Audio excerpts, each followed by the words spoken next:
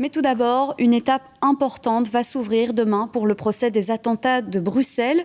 Le procès commencera le 10 octobre sur l'ancien site de l'OTAN.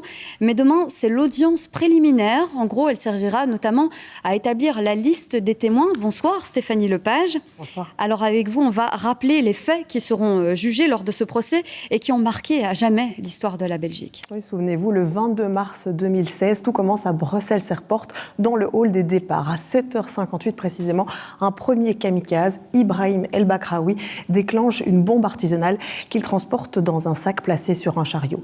Et puis 11 secondes plus tard, de l'autre côté du hall des départs, un autre terroriste, Najim Lachraoui, déclenche lui aussi une bombe artisanale. Ces deux attaques suicides feront 16 morts et 92 blessés. Et une bonne heure après, Stéphanie, l'horreur va frapper le métro bruxellois. Oui, une autre attaque se produit à 9h10 dans la deuxième voiture du métro qui quitte la station Malbec vers le centre-ville. Là, c'est un troisième membre du commando terroriste qui a déclenché la charge explosive qu'il avait sur son sac à dos. Il s'agit de Khalid El Bakraoui. Là aussi, 16 personnes vont perdre la vie. Plus d'une centaine de personnes seront blessées. Au total, les attentats de Bruxelles feront donc 32 morts, sans compter les 3 kamikazes, et des centaines de victimes directes et indirectes qui sont marquées à vie par ces actes de barbarie. Et Stéphanie, à l'époque, c'est toute la Belgique qui est sous le choc et même sous haute tension. Oui, l'ensemble du trafic aérien est alors suspendu, le plan catastrophe est déclenché et puis les faits auront une incidence directe sur le niveau général de la menace en Belgique qui sera placé, vous allez voir, au niveau 4, c'est le plus haut niveau, la menace sérieuse et imminente, pendant 48 heures avant d'être fixé au niveau 3, menace possible et vraisemblable pendant presque 2 ans, jusqu'en janvier 2018. Merci Stéphanie pour toutes ces précisions et ces détails en direct. Vous l'avez dit, 3 kamikazes étaient à l'œuvre lors des attaques le 22 mars 2016.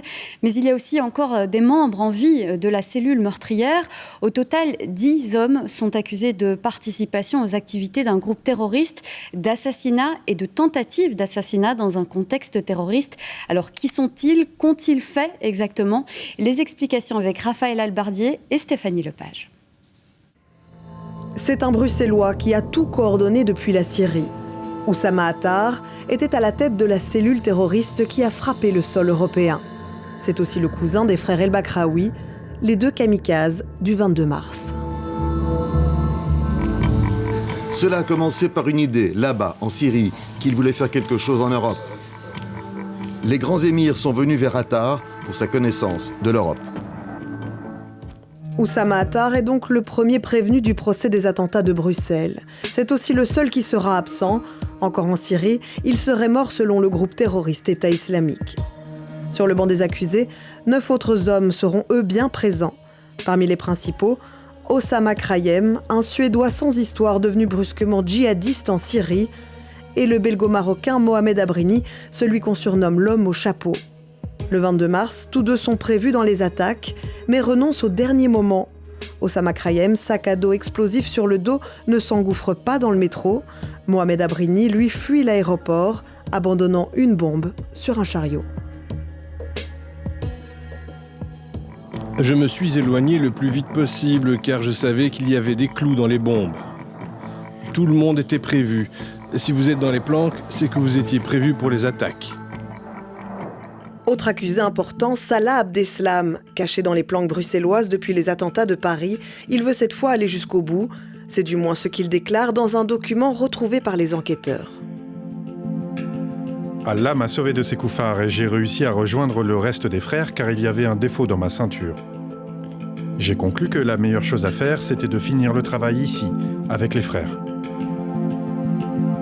Mais à la mi-mars 2016, la police déloge sans le savoir Salah Abdeslam et 2 autres djihadistes de leur cache rue du Driss à Forêt. S'ensuit une fusillade. Salah Abdeslam réussit à s'enfuir, mais il sera arrêté 3 jours plus tard, ce qui pousse le reste du commando à agir plus tôt que prévu, dès le 22 mars, et finalement à Bruxelles.